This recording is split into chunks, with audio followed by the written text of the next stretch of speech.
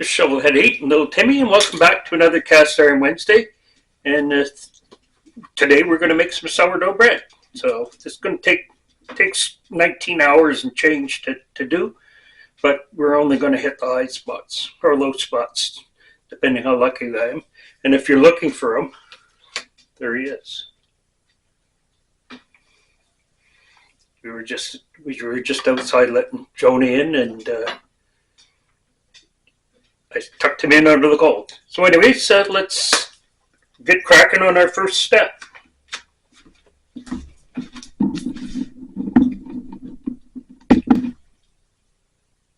Okay, this is meets the criteria for bread, which means that there's only basically 3 ingredients: flour, water, salt, and yeast. In France, if it contains any more than that, you're not allowed to call it bread. So anyways, we just have to weigh out our sourdough starter next, but here's our other ingredients. So 300 grams of water, 10 grams of salt. We'll stir that together.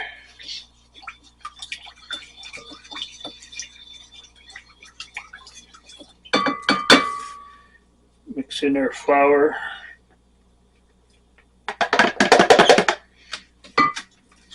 And we'll weigh out some sourdough starter.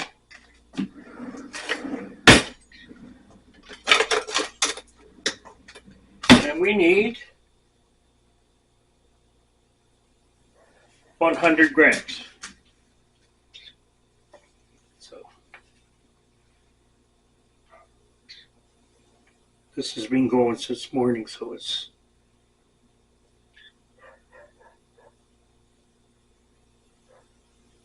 a little more than 100, but that doesn't matter. The rest of this will go in the fridge and it'll be ready for next time. So let's get this mixed together.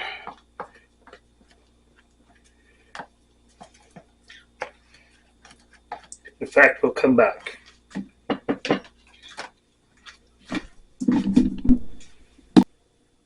And there's our dough mixed up. So we're just going to, the next step is to leave it sit for its first part of its rise, and then we'll come back and stretch it and turn it into something. Anyways, we're just going to cover it with a plate, and we'll come back in half hour. Okay, we're back from the thrift store. This was supposed to sit for a half hour, but it's been an hour. Oops.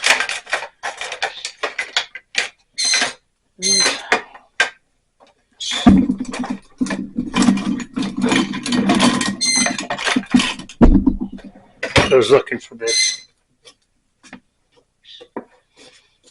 So anyways, this isn't a traditional kneading thing. You grab some of this and you pull it all the way over to here. And you grab a little bit more and you bring it all the way over to here.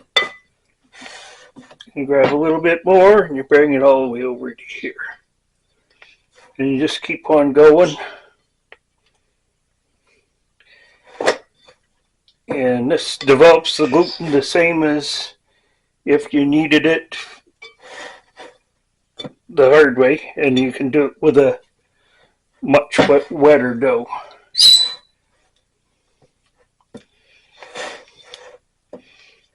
That's improving already.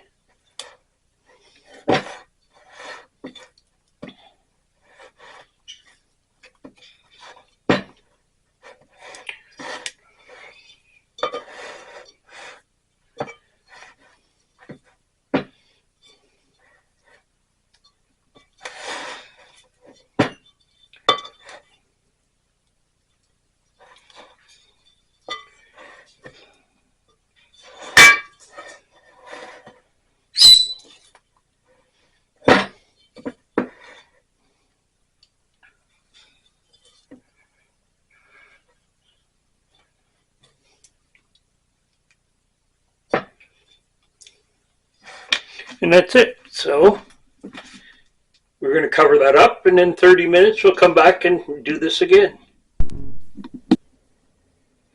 Okay, this should be our last stretch and fold, they call it.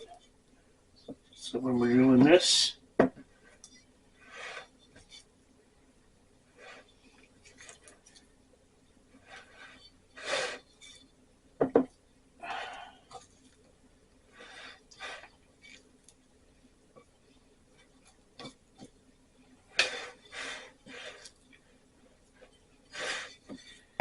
and it's become like smooth and elastic. Still sticky. But anyways,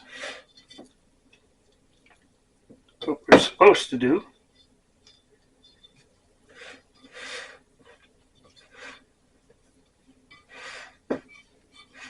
is turn this out upside down, smooth part to the top. I think that's what it says.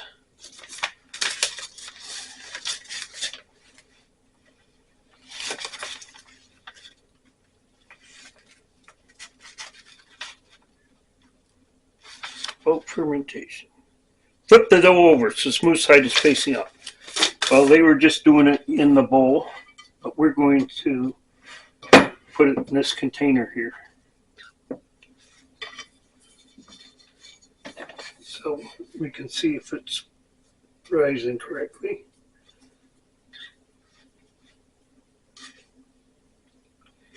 And I'm hoping this works.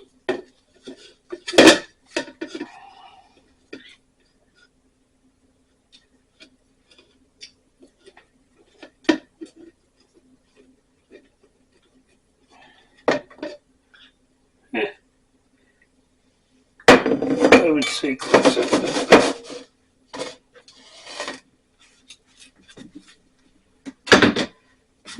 So that's our line. We're just going to run our rubber band there down here so you can see how far it rises. This is a loose lid. It's actually part of a vacuum sealer container set. And we sit here and wait for 5 hours. So we'll come back in 5 hours.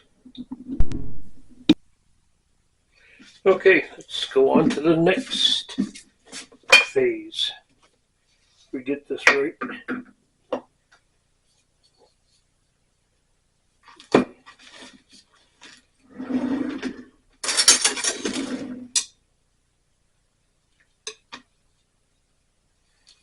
May not be as easy as it looks.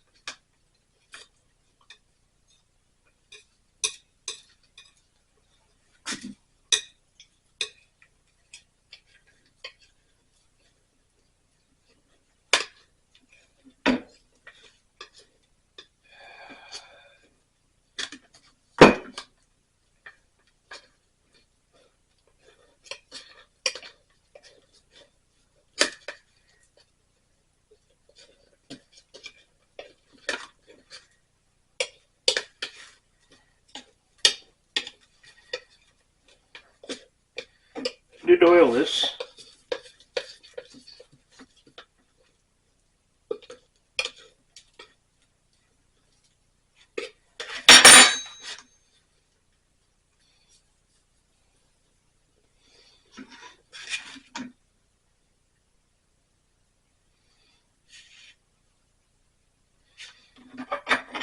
Well, I'm pretty sure that's not what we had in mind, but we'll improvise.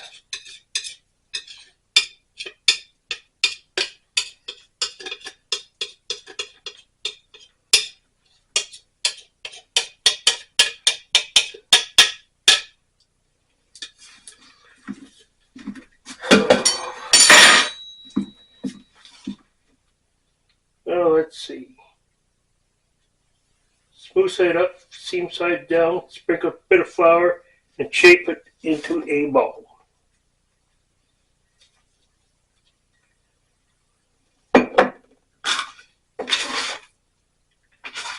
It's maybe a little softer.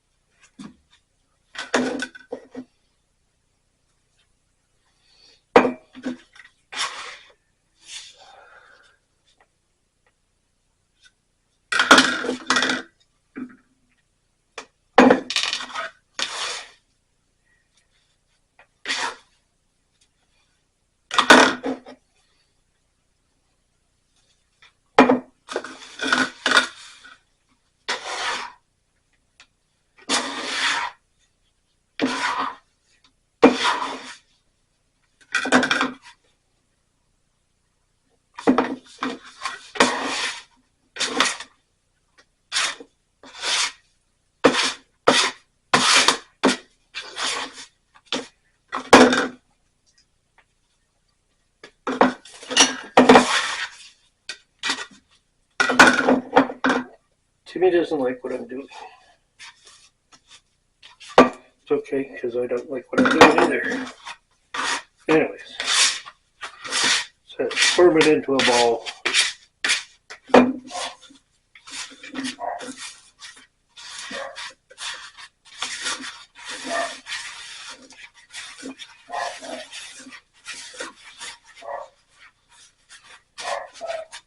And leave it sit there for 30 minutes. So that's what we're going to do. Well, there's our loaf. Shaped as good as I can get it. So now we have to put it, well, it's called a Banneton basket, which is a fancy basket with a cloth liner that used to, what do they call it, proofing your dough. I haven't got that. What I have is Tupperware, like 50-year-old Tupperware, and a new, freshly laundered tea towel. So we're going to sprinkle this with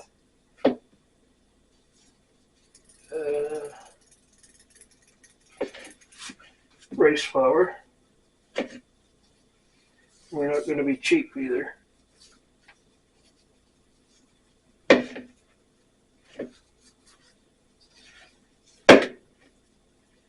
We may put a little bit on here too. We can always dust it off in the morning.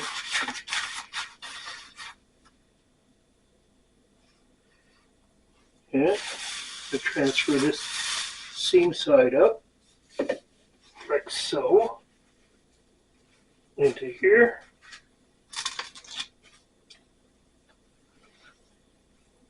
Give it a little shake of this.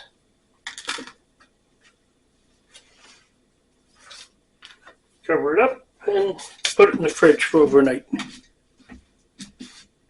And then we'll come back in the morning, we'll fire up the oven and heat it up and cook it up.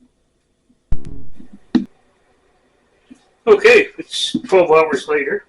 Actually a bit more, but anyways, let's take our loaf of bread out of our imitation Banneton and get it ready to put in the Dutch oven that's preheated to 450 degrees.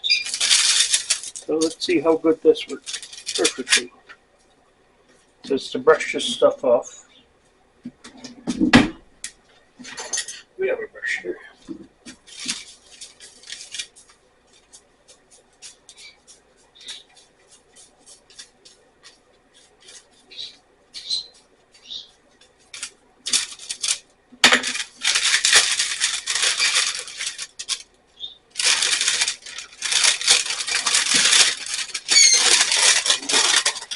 Brush it off, it doesn't tell you how to get rid of it.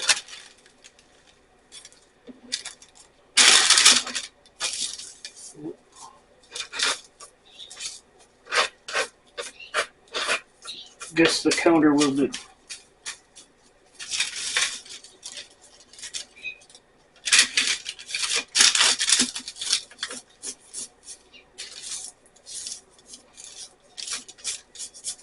The maid will clean this up.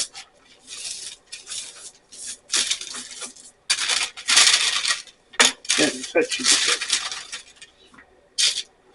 be good. We're done on this. We've got coffee roasting out in the porch too. So now we take our razor blade and we attempt to slash the top of this.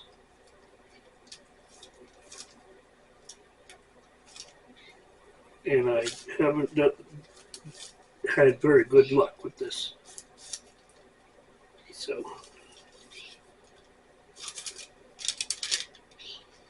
anyways, doing this gives your bread time to spring. So anyways, it's going to pull the pots out of the pan out of the oven, move this over to the sink, to the stove, and flop things around. Okay, everything's at 450 degrees, so we're going to have to be fast and careful. So, proper gloves.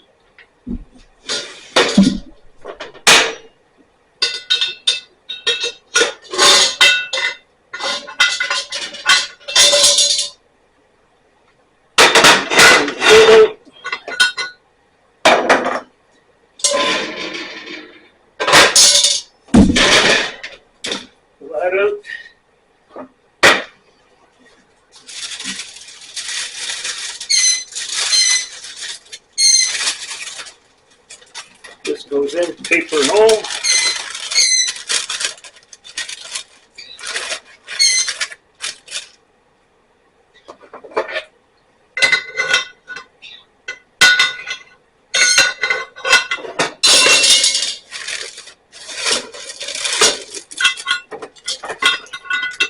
The lid goes on.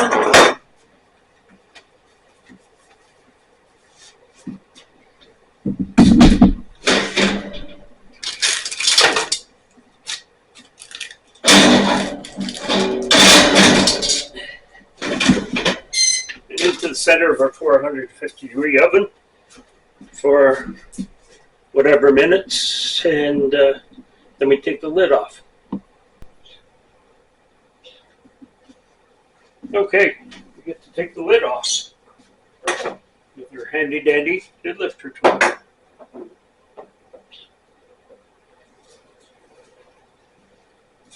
And the buzzer should be going off right now.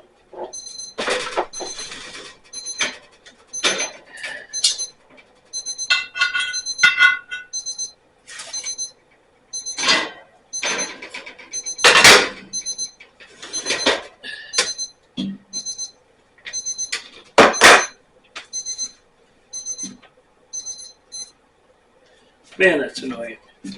Anyways, we'll give it another 10 minutes to brown up or so, and we'll check it with the digital thermometer. Okay, we're back. Typical technical difficulties for me. I trying to roast coffee outside with the coffee roaster, and it's on the same circuit as the oven. So it popped the circuit breaker, and the oven forgot what it was doing. So we're a little behind time, and we're not going to be quite as dark brown on the top as we wanted. But anyways, here we go.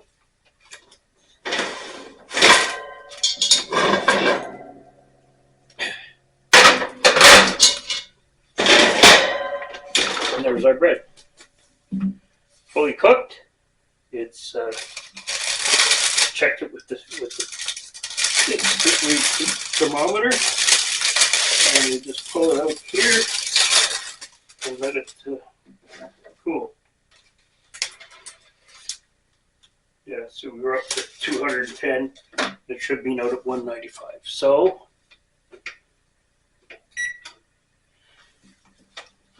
that's it till we cool it down, and then I guess we'll be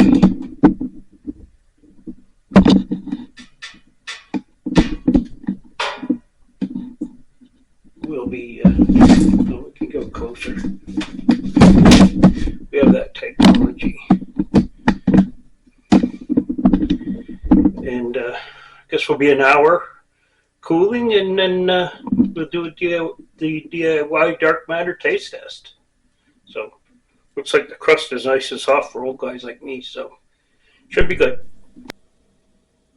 Well, welcome back for the DIY Dark Matter taste test. It's going to be a little bit different today because I've never done bread like this before. So anyways, we get a choice between this vintage bread knife here that works perfectly. United States Cutlery, Belleville, New Jersey, carbon steel.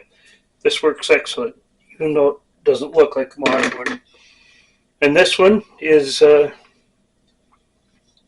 cottage made, I'd say.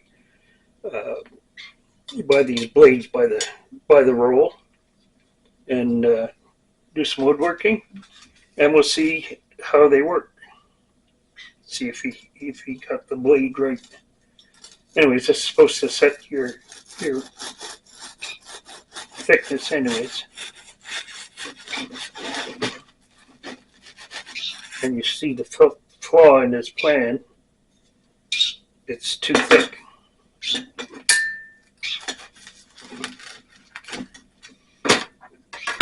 You have to offset the blade down farther to make the cut. We can do that after though.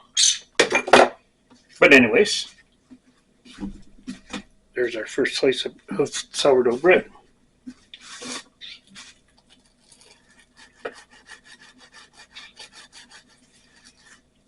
This one may not want to cut like this. So.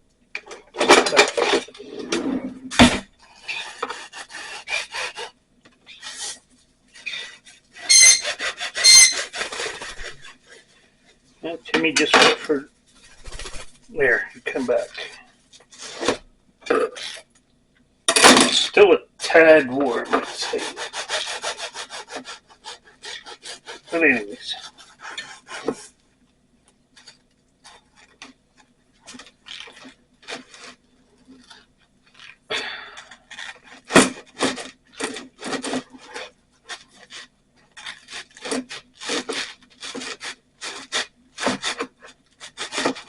Okay, Mom, why is it giving me a hard time? Anyways, we're gonna come back when I get a couple more slices done. Sad looking faces. Not gourmet dining.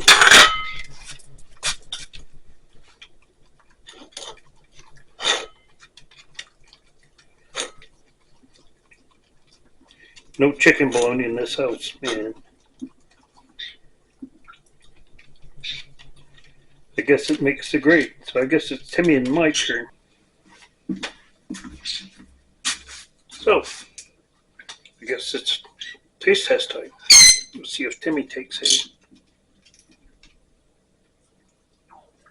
Right for the bologna.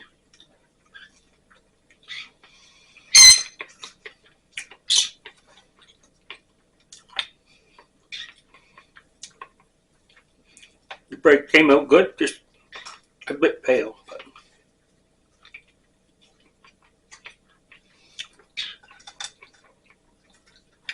nice and tender.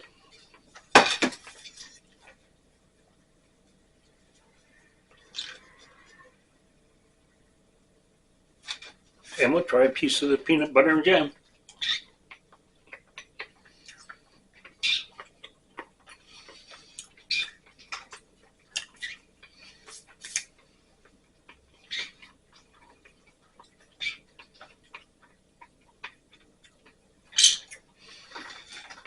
Anyways, dogs are looking for more, so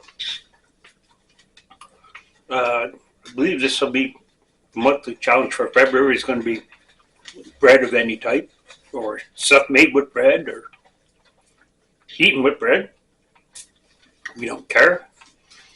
When a Cast Iron Wednesday was started by Native Tears, and she keeps a playlist on her website. The link be down below. Cook something up. It doesn't have to be a challenge entry. Whatever you feel like cooking up, and we'll get you on the playlist if you tell us. So thank you very much for watching, and we'll see you next week.